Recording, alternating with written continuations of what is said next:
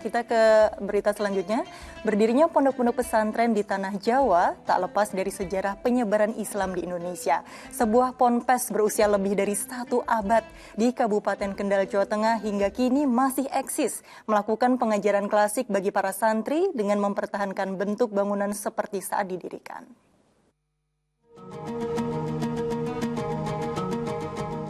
Rumah panggung sederhana ini sepintas tak ubahnya rumah-rumah warga tempo dulu yang tersebar di berbagai pelosok Pulau Jawa. Tapi inilah pondok pesantren An-Nur Kersan yang berdiri sejak tahun 1884 silam. Berlokasi di Desa Tegorejo, Kecamatan Pegandon, Kabupaten Kendal, pondok pesantren An-Nur Kersan hingga kini masih menjadi tempat para santri menimba ilmu agama Islam. Meski telah berusia lebih dari 137 tahun, namun bentuk bangunan masih terlihat terawat baik. Kayu-kayu jati yang berjajar rapi untuk menopang struktur bangunan tampak masih kokoh dan kuat. Pihak pengurus pesantren sengaja mempertahankan bentuk bangunan dan sistem pengajaran salafiyah atau klasik saat pertama pesantren berdiri agar metode pengajaran asli pesantren tersebut tidak hilang di telan zaman. Pendidikan di Pondok Pesantren An-Nur Kersan ini masih mempertahankan pendidikan salafi murni. Dalam artian tidak ada formalnya. Seandainya ingin pendidikan formal, bisa mondok di sini. Para santri mengaku nyaman mondok di pesantren ini, termasuk seorang santri yang telah berusia 60 tahun. Saya di sini itu merasa tenang, ya bisa dikatakan bahagialah, tentrem, ayem, kepenak. Sudah berapa tahun Pak di sini Pak? 3 tahun. Di usianya yang lebih dari 1 abad, keberadaan pesantren An-Nur diharapkan bisa menjadi salah satu cikal bakal berdirinya pondok pesantren baru di kawasan Pantura, Jawa. Agus Hermanto melaporkan dari Kendal, Jawa Tengah. Masya Allah, semoga pondok pesantren tadi tetap memberikan dan mengajarkan ilmu agama yang berkualitas dan menghasilkan santri-santri yang terbaik di tanah air. Nah, Ustadz kan ini pernah mengenyam pendidikan ya Ustadz di pondok pesantren Gontor begitu Ustadz. Apa nih Ustadz makna dari mengenyam pendidikan di ponpes sendiri nih Ustadz? Ya, memang pendidikan pesantren memiliki karakteristik yang sangat menonjol, khususnya dalam rangka penguatan sisi dari akhlak. Sisi dari yang kita sebut dengan ada menanamkan kesabaran, menanamkan kesederhanaan, zuhud dan waro. Sehingga insya Allah ketika ia berada di masyarakat, ia kuat terhadap godaan-godaan dunia, mungkin bahasanya demikian. Demikian juga mereka dilatih kemandirian. Mereka ya belajar juga mandiri, mereka menyiapkan seluruhnya, kebutuhan pribadinya juga sendiri, ya, tidak langsung dibantu oleh orang tua. Kalau di rumah kan ada bantuan dari orang tua. Tapi di situ betul-betul kita merasakan kedamaian. Bahkan ada satu hal yang memang tidak kita dapatkan yang ada di pesantren, yaitu kerinduan dengan suasananya. Suasananya demikian indah, pagi sudah bangun, sholat, ngaji terus, kemudian sampai malam. Bahkan kita tidak merasakan penat. Bahkan disitulah yang disebut dengan keberkahan oleh Imam Ghazali. Keberkahan paling tinggi itu keberkahan suasana. Seperti Ramadan ini kan berkah karena suasana. Orang semuanya damai, orang semuanya berbahagia, orang semuanya semangat beribadah.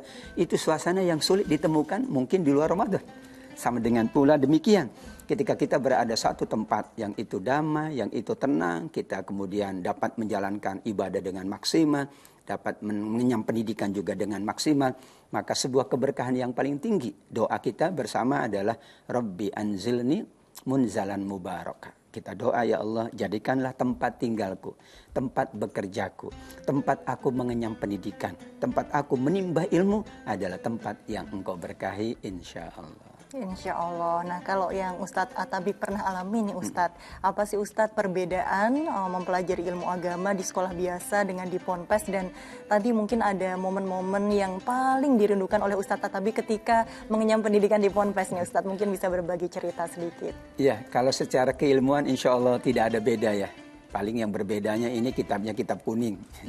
Yang di sekolah biasa kitab putih, padahal sama-sama kitabnya. Hanya memang kitab yang orisinil dalam tanda kutip ya rujukan-rujukan yang bersifat fundamental itu memang mahal di dunia pesantren. Kan kitabnya kitab lama, karya para ulama terdahulu. Ya, sedangkan di beberapa sekolah tentu sudah diadop dengan kebutuhan ya kontemporer, maka bisa sudah diterjemahkan atau sudah dialihbahasakan, tentu berbeda keadaannya. Manakala kita langsung merujuk kepada kitab standar, kitab yang asli itu ada nilai yang berbeda. Belum lagi itu kan kita mendapatkan sebuah ilmu yang sangat luar biasa di pesantren ini. Dan tidak hanya ilmu, di pesantren ini adalah kita mendapatkan ilmu yang langsung diamalkan. Kita belajar fikih sholat, langsung kita jalankan itu. Kita belajar untuk menjadi imam, langsung dijalankan. Kami dulu praktek jadi imam. Ketika sekolahnya sudah mendekati akhir, itu kita praktek jadi imam. Praktek baca doa. Supaya nanti ketika di masyarakat tidak canggung lagi. Bahkan kita ada pidato. Pidatonya 3 bahasa itu. Bahasa Indonesia, bahasa Arab, bahasa Inggris. Luar biasa.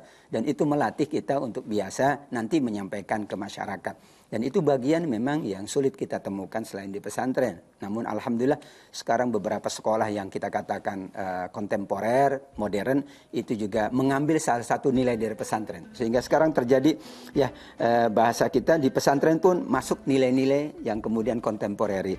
Sedangkan sekolah-sekolah kontemporer, modern juga mengambil nilai-nilai di pesantren. Dan itu bagus. Jadi antara pesantren dan sekolah itu terjadi sinergi. Dan memang kita harapkan adalah dalam konteks sekarang tentu ulama selain memahami ilmu-ilmu agama dasar, tapi juga memahami kondisi kontemporer agar kemudian bisa kehidupannya itu disesuaikan atau ilmunya bisa diamalkan di tengah-tengah masyarakat kita. Masya Allah, tidak hanya mempelajari teori tapi juga langsung berpraktek dan juga bisa langsung mengamalkan ilmu, tidak hanya membaca Al-Quran begitu ya Ustadz, namun bisa langsung mengamalkannya insya Allah. Nah, apa nih Ustadz yang paling dirindukan ketika suasana belajar di Ponpes? Ya, memang ini yang paling mahal, yaitu rindu untuk ketemu dengan teman-teman yang sekarang sebagian sudah berada di alam kubur, bahkan sekarang sebagian sudah menjadi orang dan sebagainya. Luar biasa, yaitu saat kita antri panjang. Wah itu ya, kerinduan. Ternyata antri itu juga melatih kesabaran. Kita antri itu bisa panjang itu Mbak, ya sampai kita maaf. Kalau udah ujian, kita kan antri juga di toilet. Itu sambil baca buku sambil antri. Baca buku sambil antri. Bahkan sampai ngantuk-ngantuk. Kadang kita ketok itu pintunya. Ternyata tidur di dalam kamar mandi.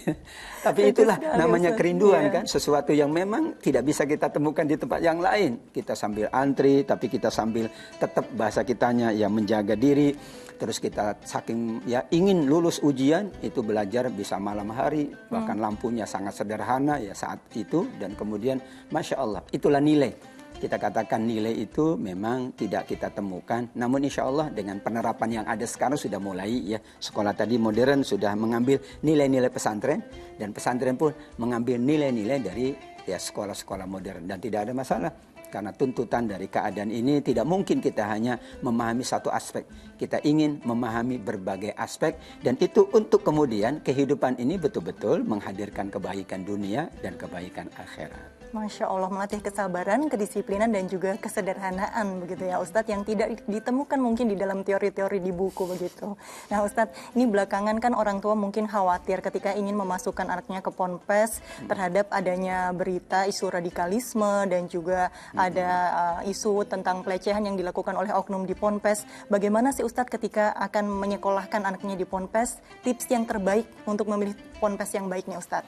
Ya ini pengalaman ya bahwa pesantren itu tentu punya kurikulum, ya punya ciri khas. Maka kita baca kurikulum dan ciri khasnya. Kalau itu aman insya Allah. Apalagi kan buku-bukunya buku klasik, itu nggak ada yang bicara masa sekarang, ya. Betul-betul masa dahulu. Sehingga itu akan mengamankan kita dari hal-hal yang kita khawatirkan. Yang kedua kan pesantren ini sudah banyak alumninya. Kita lihat alumni itu sebagai juga parameter. Oh alumninya alhamdulillah tidak ada masalah.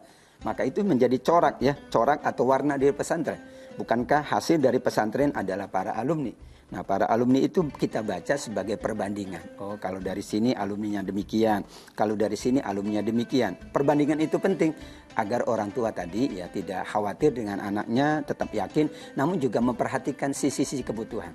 Yang terakhir tentu ini model pesantren. Di pesantren itu meskipun di Gontor yang modern tetap kita tidak boleh bawa handphone kan. Tidak boleh menonton TV. Ya, bukan hal yang negatif, tapi ini dalam rangka agar terhindar dari bahaya-bahaya media sosial. Kan anak-anak remaja kita tidak bisa memilah, belum mampu memilah. Maka sudahlah kita hindarkan itu. Namun ini sepanjang di pesantren saja. Setelah itu kembali lagi boleh. Tentu ada waktu khusus sekarang ya. Ketika ada Sabtu Ahad, weekend, boleh dikembalikan handphonenya supaya bisa komunikasi dengan orang tua. Sehingga terhindar pula dari hal-hal yang tadi kita khawatirkan. Ya kan ini munculnya biasanya ya hal-hal yang demikian kan melalui media sosial. Ya. Ketika anak terjaga media sosialnya hanya ya mengkonsumsi yang baik-baik melalui media, insya Allah anak kita yang di pesantren juga terjaga. Selain agamanya, akhlaknya juga insya Allah terjaga, perilakunya dari pengaruh-pengaruh negatif di luar sana insya Allah. Insya Allah, dan juga mungkin bisa melihat ulasan dari pesantren tersebut begitu ya Ustadz ya.